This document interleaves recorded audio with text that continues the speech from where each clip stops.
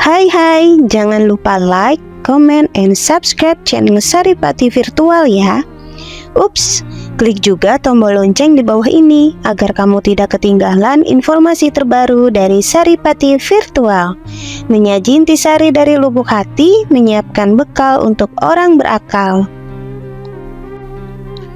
Oh iya kek, hari ini kakek mau cerita apa?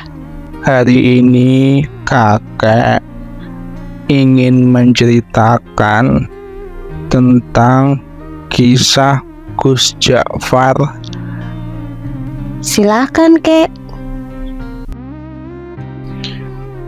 Membaca cerpen Gus Ja'far karya Ahmad Mustofa Bisri. Di antara putra-putra Kiai Saleh, pengasuh pesantren Sabilul Muttaqin dan sesepuh di daerah kami, Gus Ja'farlah yang paling menarik perhatian masyarakat. Mungkin Gus Ja'far tidak sealim dan sepandai saudara-saudaranya, tapi dia mempunyai keistimewaan yang membuat namanya tenar hingga keluar daerah. Malah konon beberapa pejabat tinggi dari pusat memerlukan sowan khusus ke rumahnya setelah mengunjungi Kiai Saleh. Kata Kang Solikin yang dekat dengan keluarga dalam, bahkan Kiai Saleh sendiri segan dengan anaknya yang satu itu. Kata Kiai, Gus Ja'far itu lebih tua dari beliau sendiri. Cerita Kang Solikin suatu hari kepada kawan-kawannya yang sedang membicarakan putra bungsu Kiai Saleh itu. Saya sendiri tidak paham apa maksudnya. Tapi Gus Ja'far memang luar biasa, kata Mas Bambang, pegawai Pemda yang sering mengikuti pengajian subuh Kiai Saleh. Matanya itu loh, sekilas saja melihat kening orang kok langsung beliau bisa melihat rahasianya yang tersembunyi. Kalian ingat Sumini yang anak penjual rujak di terminal lama yang dijuluki perawan tua itu? Sebelum dilamar orang seberang kan ketemu Gus Ja'far. Waktu itu Gus Ja'far bilang, "Sum, kulihat keningmu kok bersinar, sudah ada yang ngelamar ya?" Tak lama kemudian orang seberang itu datang melamarnya. Kang Kandar kan juga begitu, timpal Mas Guru Slamet. Kalian kan mendengar sendiri ketika Gus Ja'far bilang kepada tukang kebun SD 4 itu, "Kang, saya lihat hidung sampean kok sudah bengkok, sudah capek menghirup napas ya." Loh, ternyata besoknya Kang Kandar meninggal. Ya, waktu itu saya pikir Gus Ja'far hanya berkelakar, sahut Ustadz Kamil. Nggak taunya beliau sedang membaca tanda pada diri Kang Kandar. Saya malah mengalami sendiri, kata Lek Salamun, pemborong yang dari tadi sudah kepingin ikut bicara. Waktu itu tak ada hujan, tak ada angin. Gus Ja'far bilang kepada saya, "Wah, saku sampeyan kok mondol-mondol dapat proyek besar ya?" Padahal saat itu saku saya justru sedang kempes. Dan percaya atau tidak, esok harinya saya memenangkan tender yang diselenggarakan Pemda tingkat provinsi. Apa yang begitu itu disebut ilmu kasyaf? Tanya Pak Carik yang sejak tadi hanya asyik mendengarkan. Mungkin saja, jawab Ustadz Kamil. Makanya saya justru takut ketemu Gus Ja'far. Takut dibaca tanda-tanda buruk saya, lalu pikiran saya terganggu. Maka ketika kemudian sikap Gus Ja'far berubah, masyarakat pun geger, terutama para santri Kalong, yakni orang-orang kampung yang ikut mengaji tapi tidak tinggal di pesantren. Seperti halnya Kang Solikin yang selama ini merasa dekat dengan beliau. Mula-mula Gus Ja'far menghilang berminggu-minggu.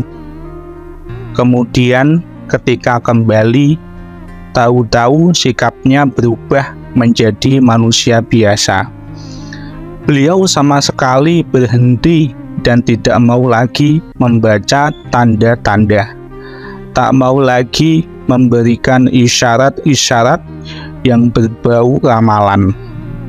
Ringkas kata, beliau benar-benar kehilangan keistimewaannya. Jangan-jangan ilmu beliau hilang pada saat beliau menghilang itu. Komentar Mas Guru Slamet penuh penyesalan. Wah, sayang sekali. Apa gerangan yang terjadi pada beliau ya? Kemana beliau pergi saat menghilang pun kita tidak tahu, kata Alek Salamun. Kalau saja kita tahu kemana beliau pergi, mungkin kita akan mengetahui apa yang terjadi pada beliau dan mengapa beliau kemudian berubah. Tapi bagaimanapun ini ada hikmahnya loh, ujar Ustadz Kamil. Paling tidak kini kita bisa setiap saat menemui Gus Ja'far tanpa merasa deg-degan dan was-was. Kita bisa mengikuti pengajian beliau dengan niat tulus mencari ilmu. Maka jangankan kita ingin mengetahui apa yang terjadi dengan Gus ini hingga sikapnya berubah atau ilmu beliau hilang, alangkah baiknya kita langsung saja menemui beliau. Begitulah sesuai usul Ustadz Kamil pada malam Jumat sehabis wiridan sholat Isya. Saat mana Gus Ja'far lagi prei, tidak mengajar, rombongan santri Kalong tersebut sengaja mendatangi rumah beliau.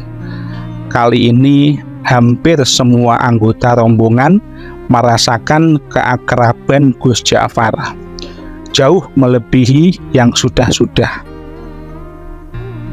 Setelah ngobrol kesana kemari, akhirnya Ustadz Kamil berterus terang mengungkapkan maksud utama kedatangan rombongan.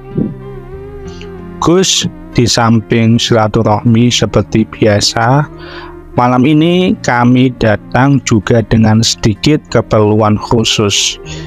Singkatnya, kami penasaran dan sangat ingin tahu latar belakang perubahan sikap sampean. Perubahan apa? Tanya Gus Ja'far sambil tersenyum penuh arti. Sikap yang mana? Kalian ini ada-ada saja. Saya kok merasa tidak berubah. Loh, dulu sampean kan biasa dan suka membaca tanda-tanda orang, tukas Mas Guru Slamet. Kok sekarang tiba-tiba makpet sampean tak mau lagi membaca, bahkan diminta pun tak mau? Oh itu, kata Gus Ja'far seperti benar-benar baru tahu. Tapi beliau tidak segera meneruskan pembicaraannya. Diam agak lama, Baru setelah menyeruput kopi di depannya, beliau melanjutkan, "Ceritanya panjang." Beliau berhenti lagi, membuat kami tidak sabar, tapi kami hanya diam saja. "Kalian ingat saya lama menghilang?" Akhirnya Gus Jafar bertanya, membuat kami yakin bahwa beliau benar-benar siap untuk bercerita. Maka serempak kami mengangguk. Suatu malam, saya bermimpi ketemu ayah, dan saya disuruh mencari seorang wali sepuh yang tinggal di sebuah desa kecil di lereng gunung yang jaraknya dari sini sekitar 200 km ke arah selatan. Namanya Kiai Tawakal, kata ayah. Dalam mimpi itu, hanya kiai-kiai tertentu yang tahu tentang kiai yang usianya sudah lebih dari 100 tahun ini.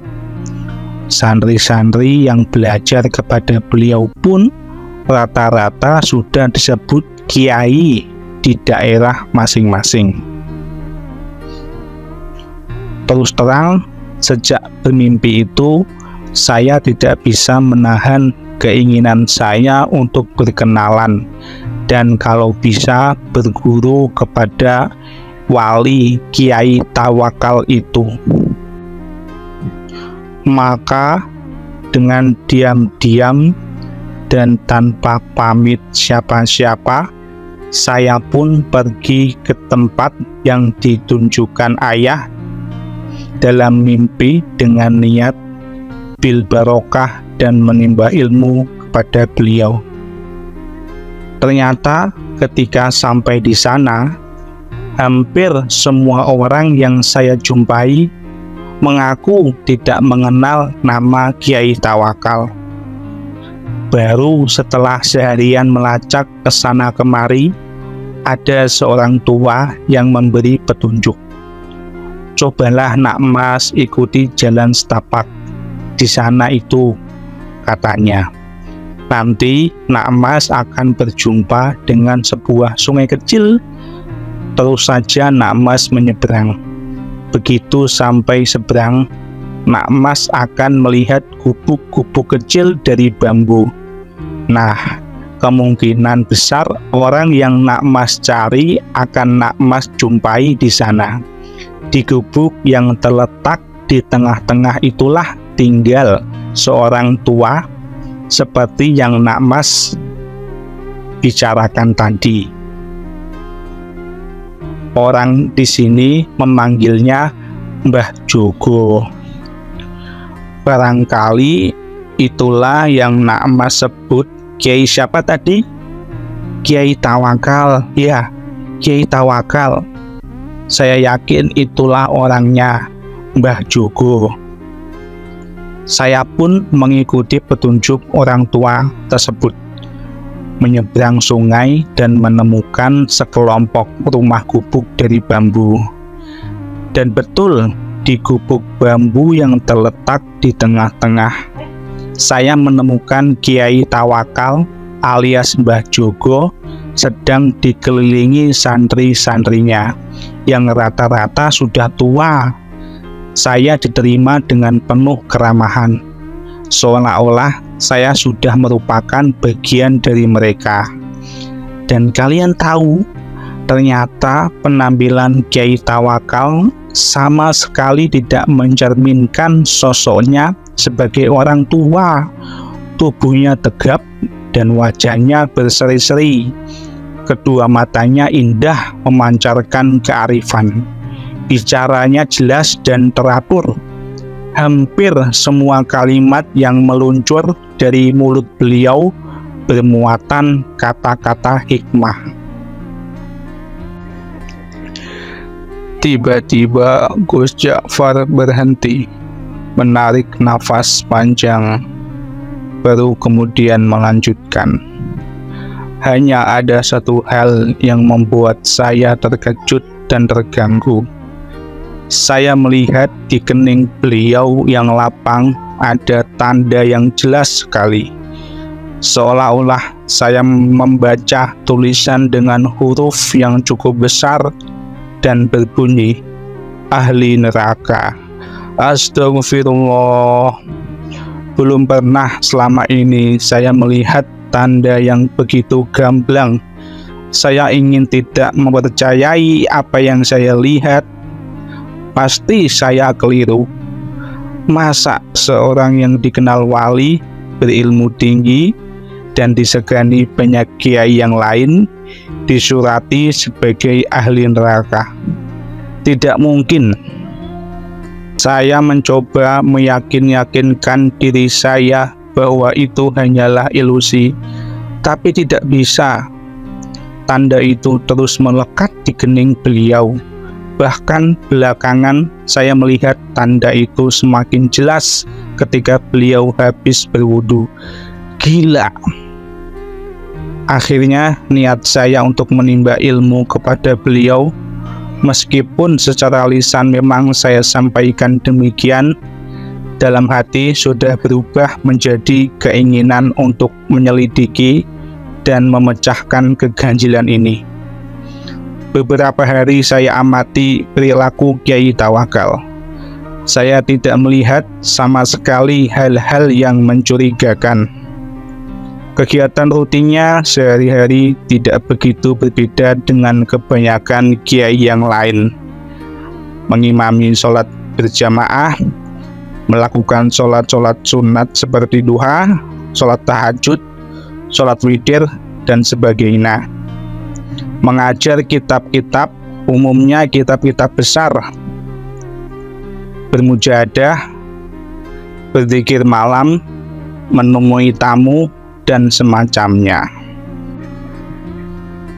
Kalaupun beliau keluar, biasanya untuk memenuhi undangan hajatan, atau, dan ini jarang sekali, mengisi pengajian umum. Memang ada kalanya beliau keluar pada malam-malam tertentu, tapi menurut santri-santri yang lama, itu pun merupakan kegiatan rutin yang sudah dijalani Kiai Tawakal sejak muda.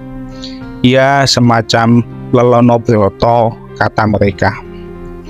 Baru setelah beberapa minggu tinggal di pesantren bambu tersebut, saya mendapat kesempatan, atau tepatnya keberanian untuk mengikuti Kiai Tawakal keluar. Saya pikir inilah kesempatan untuk mendapatkan jawaban atas tanda tanya yang selama ini mengganggu saya. Begitulah pada suatu malam purnama, saya melihat Kiai keluar dengan berpakaian rapi. Melihat waktunya yang sudah larut, tidak mungkin beliau pergi untuk mendatangi undangan hajatan atau yang lainnya. Dengan hati-hati, saya membuntutinya dari belakang. Tidak terlalu dekat, tapi juga tidak terlalu jauh. Dari jalan setapak hingga ke jalan desa, Kiai terus berjalan dengan langkah yang tetap tegap. Akan kemana beliau gerangan? Apa ini yang disebut semacam lelono broto? Jalanan semakin sepi. Saya pun semakin berhati-hati mengikutinya. Khawatir tiba-tiba Kiai menoleh ke belakang.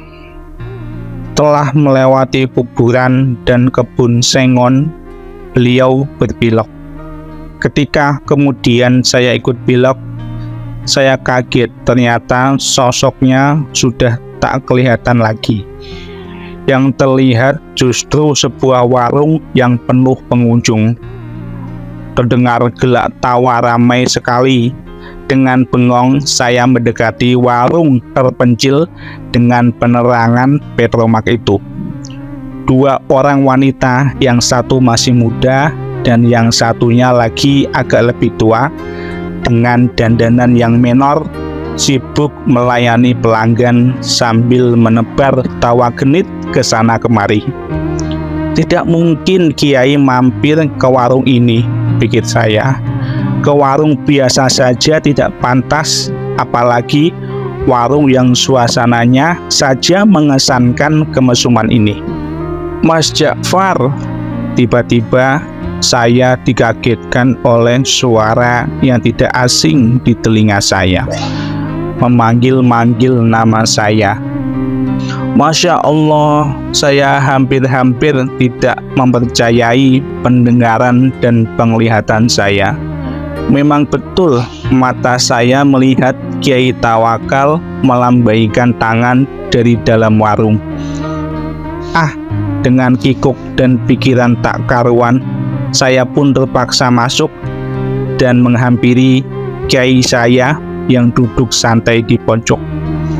Warung penuh dengan asap rokok. Kedua wanita menor menyambut saya dengan senyum penuh arti. Kiai Tawakal menyuruh orang di sampingnya untuk bergeser. Kasih kawan saya ini tempat sedikit. Lalu kepada orang-orang yang ada di warung, Kiai memperkenalkan saya. Katanya, ini kawan saya. Dia baru datang dari daerah yang cukup jauh, cari pengalaman katanya. Mereka yang duduknya dekat serta-merta mengulurkan tangan, menjabat tangan saya dengan ramah. Sementara yang jauh melambaikan tangan. Saya masih belum sepenuhnya menguasai diri, masih seperti dalam mimpi. Ketika tiba-tiba saya dengar Kiai menawari, "Minum kopi ya?" Saya asal mengangguk. "Kopi satu lagi yuk," kata Kiai kepada wanita warung sambil mendorong piring jajan ke dekat saya. "Silakan, ini namanya Rondo Royal, tape goreng kebanggaan warung ini." Lagi-lagi saya hanya menganggukkan kepala, asal mengangguk. Kiai Tawakal kemudian asyik kembali dengan kawan-kawannya dan membiarkan saya bengong sendiri. Saya masih tak habis pikir, bagaimana mungkin Kiai Tawakal yang terkenal waliullah dan dihormati para kiai lain bisa berada di sini, akrab dengan orang-orang beginian, bercanda dengan wanita warung. Inikah yang disebut lelono broto? Ataukah ini merupakan dunia lain beliau yang sengaja disembunyikan dari umatnya?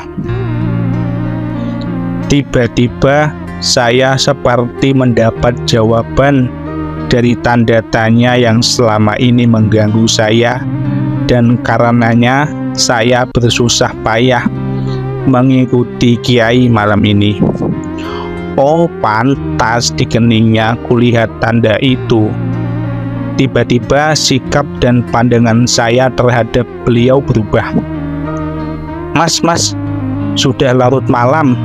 Tiba-tiba suara Kiai Tawakal membuyarkan lamunan saya. "Kita pulang yuk."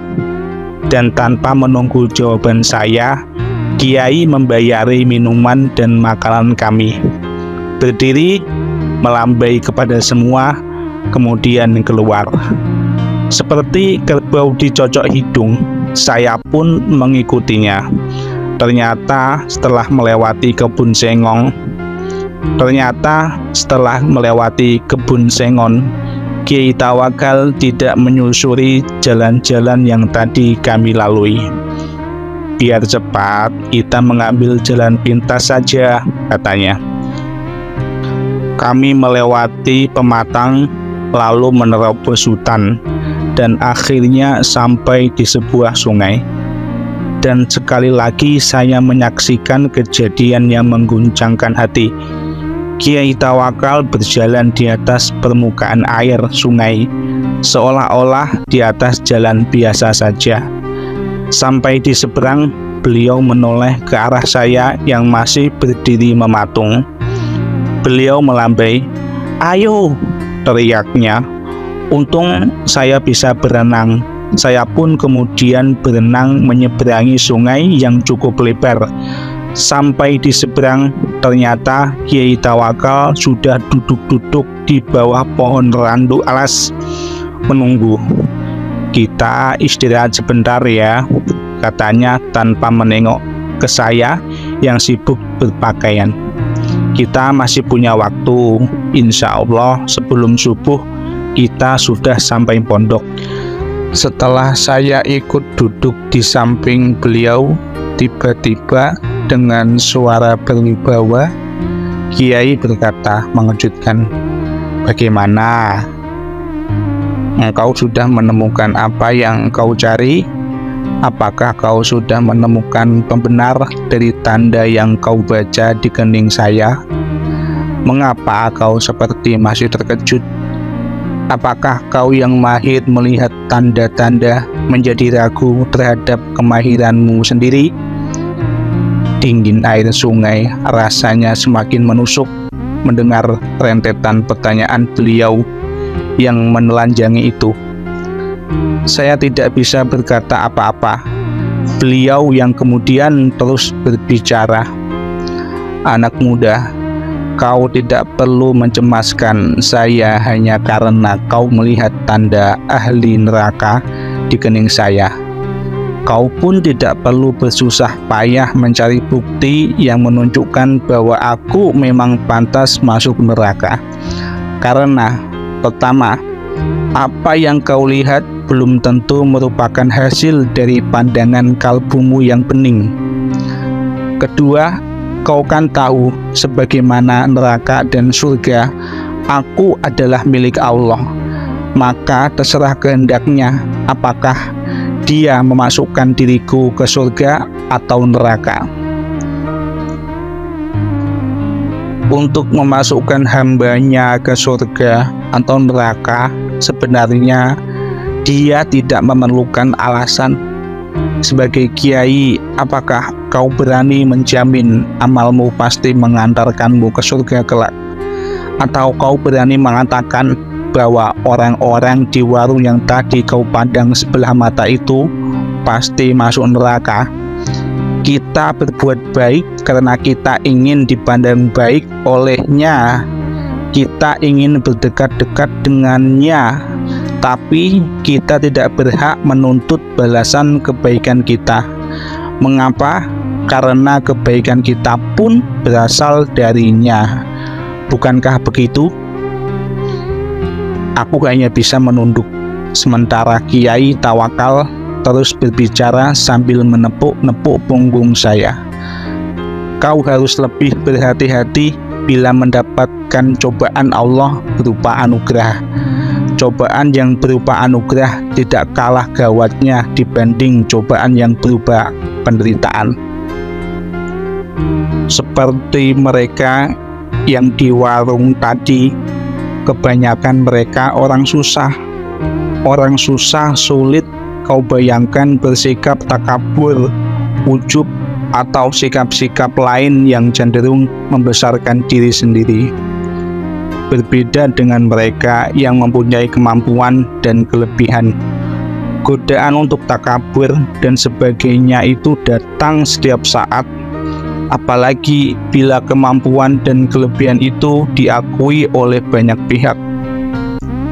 Malam itu, saya benar-benar merasa mendapatkan pemahaman dan pandangan baru dari apa yang selama ini sudah saya ketahui. "Ayo kita pulang." Tiba-tiba Kiai bangkit. "Sebentar lagi subuh. Setelah sembahyang subuh nanti, kau boleh pulang." Saya tidak merasa diusir. Nyatanya memang saya sudah mendapat banyak dari Kiai luar biasa ini. Ketika saya ikut bangkit, saya celingukan. Kiai Tawakal sudah tak tampak lagi. Dengan bingung, saya terus berjalan. Ku dengar azan subuh berkumandang dari sebuah surau. Tapi bukan surau bambu, seperti orang linglung. Saya datangi surau itu dengan harapan bisa ketemu dan berjamaah sholat subuh dengan Kiai Tawakal. Tapi jangankan Kiai Tawakal, orang yang mirip beliau pun tak ada. tak ada seorang pun dari mereka yang berada di surau itu yang saya kenal. Baru setelah sembahyang, seseorang menghampiri saya. "Apakah sampeyan namanya Ja'far?" tanyanya. Ketika saya mengiyakan, orang itu pun menyerahkan sebuah bungkusan yang ternyata berisi barang-barang milik saya sendiri. "Ini titipan Mbah Joko," katanya. "Milik sampean ya?" "Beliau di mana?" tanya saya buru-buru. "Mana saya tahu," jawabnya. "Mbah Joko datang dan pergi semaunya. Tak ada seorang pun yang tahu dari mana beliau datang dan kemana beliau pergi." Begitulah ceritanya, dan Kiai Tawakal alias Mbah Joko yang telah berhasil mengubah sikap saya itu tetap merupakan misteri. Gus Ja'far sudah mengakhiri ceritanya, sementara kami yang dari tadi suntuk mendengarkan masih diam tercenung, sampai Gus Ja'far kembali menawarkan suguhannya. "Monggo, monggo disambi."